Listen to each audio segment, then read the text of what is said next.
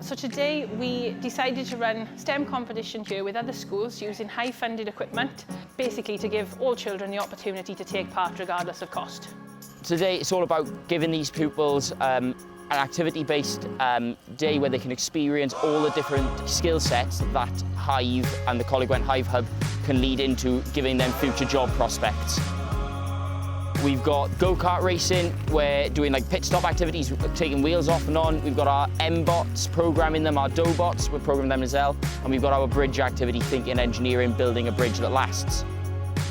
The main benefit of the students here today is inspiration. It's seeing how important engineering is. Engineering is magic. Without it, you wouldn't be watching this video. You wouldn't be on your phone, you wouldn't have cars. It's absolutely fantastic and special subject to be involved in.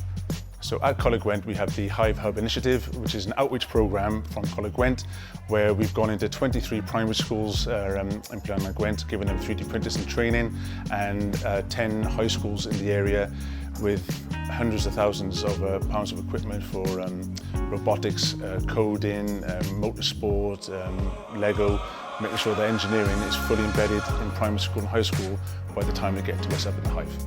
And as a collaborative approach, we've been working with the council as well to deliver workshop sessions for engaging STEM across Blaenau Gwent. It's been fantastic.